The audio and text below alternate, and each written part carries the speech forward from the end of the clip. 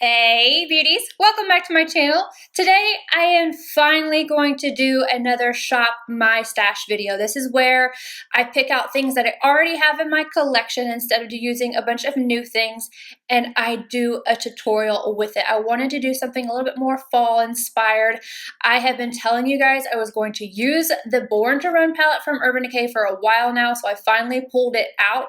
You guys, the biggest reason that this has taken me so long to do is because a million and one releases. I'm trying to cover them, and there's so many. Like, I feel like this holiday season, it's like release after release after release. But not only that, they are building a house right behind my window where I film. So I'm like having to figure out when I can film, when they're going to be more quiet, when I'm just going to have to do a voiceover. Today I'm doing a voiceover because when I started this morning, oh no, we were banging. They were going to town. So this is a voiceover, but hopefully you guys still enjoy this style. So if you want to see how I created this full face look, just keep watching. So the first thing I'm going to go in with is my La Mer The Soft Fluid Longwear Foundation, and I'm using a huge Sonia Kashuk sponge. I love this sponge and I love this foundation. I recently picked this back up a few days ago and was like, oh yeah, why am I not using this again? I think I like it more in the winter time, or like winter fall. So the shade that I'm using is Linen, and I'm just putting that all over for this beautiful, soft, matte, but still kind of radiant finish. And then for concealer, I'm going in with one that I didn't previously like. This is the Double Wear Stay in Place Flawless Wear Concealer. I'm using the shade 2W Light Medium Warm. And I'm just going to take that and I'm going to use a smaller Kashuk sponge, Sonia Kashuk sponge, and blend that out. And this is actually looking really good today. I don't know why, but I am feeling it. And then to set it, I'm going in with my YSL Souffle de Clot in the shade number 2. And I am going to bake. So I'm baking underneath my eyes, my nose, and my chin with this powder.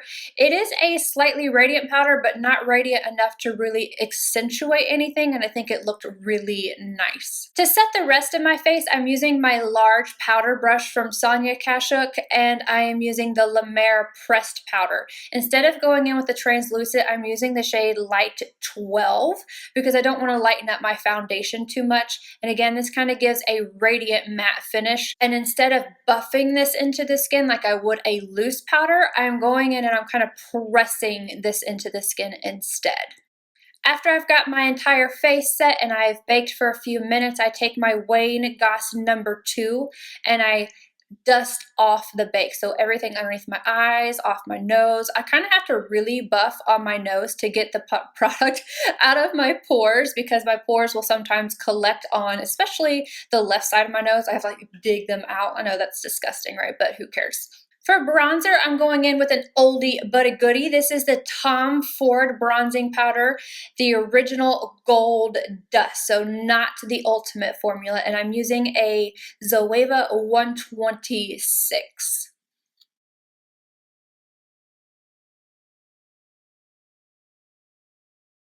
Now this really hit home for me because I was like, you know what? Let's pull out some MAC today, and I am using MAC Gingerly. Who remembers when I was obsessed with Gingerly? Like, I absolutely use Gingerly to death, and that is what I'm using on my cheeks today for blush. I'm using a Natural Hair 129 to apply it. And then I feel like my Anastasia Glow Kits have not been getting the love they deserve, so I pulled out the Sugar Glow Kit and I went in with the shade Butterscotch on my 306 from Linda Hallberg, and then I start to buff this into the skin right at the highest point of my cheekbone, and then up my temple and even onto my forehead a little bit. I put it on my nose, I put it onto my chin, and this does have a little bit of glitter in it, but if you really use a stiffer brush and work it in, you don't see it as much, and it's just, it's such a pretty, beautiful golden shade. Now, of course, my makeup is never complete without a little buffing, so I'm going in with my Becca Soft Light Blurring Powder in Golden Hour and my La Mer brush, and I'm picking up a tiny amount of this and I am buffing this into the skin. I'm not using too much because the color is a little bit darker, but it is doing the effect that I want. It's buffing everything out, giving me a little bit of radiance, and it added just a tiny bit of color, but not too much. Moving on to the eyes, I'm using the Urban Decay Born to Run palette, and I'm starting off with the shade Double Life, and I'm taking a MAC 242 and I am packing this onto the lid. After I've packed it on, I'm going to kind of swipe back and forth and just really make sure the color is as opaque as I want it, and I'm getting it all the way up to the crease but not passing. After that, I'm going to take my Wayne Goss number 19 in the shade Riff, and I'm going to start applying that into the crease, starting directly into the crease first and then slowly working it upwards as my transition shade. As I get higher up, there's less pigment on the brush and I'm able to go in more circular motions back and forth to really make a nice blend out of it.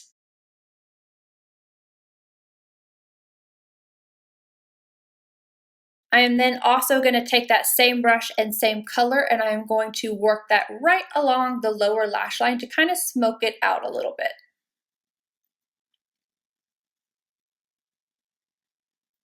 With a Zoeva 776, I'm taking a Weekender and I'm going right around the edges of Riff. This adds a little bit of color, but it also diffuses the edges. And I'm doing this to the lower lash line as well. It just makes it look a little bit smoother and a little bit more blown out. I'm taking Ignite on my finger and I'm applying that to the center of the lid and kind of buffing it out a little bit. I just want to create just a little bit of dimension and a little bit of a pop. So I don't want this to be too bright, but I want there to be just like this little bit of added something to the center of the lid. And then I'm going back in with Double Life on the Wayne Goss number 19 and adding just a little bit more of Double Life to the crease and making sure everything is nice and blended. With a MAC 228, I'm taking the shade Stranded and I'm going to brighten up my inner corner. Then lastly, to finish up with the eyeshadows, I'm taking a MAC 242 and Breakaway and I am brightening up the brow arch. Now here's where I cheat a little bit because I used my Milk makeup liners.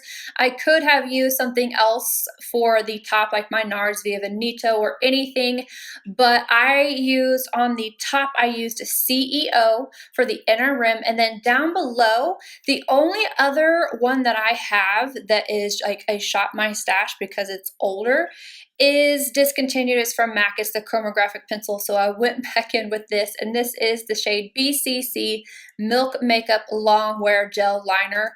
I think it's so good. And then, of course, just mascara. For the lips, I used Strip Down, and I did this off camera because I'm not very good at lining my lips if I'm not smack up against the mirror. And I used it and filled in my lip completely. And then I went in with the shade from MAC in Yash. I used to be absolutely obsessed with this color. Now, if you wanted to, you could leave it like this and leave it more of a matte kind of look, but I have been really into glosses, so I took a Smith & Colt Milk for Honey gloss and I just topped that right on top to finish off the look.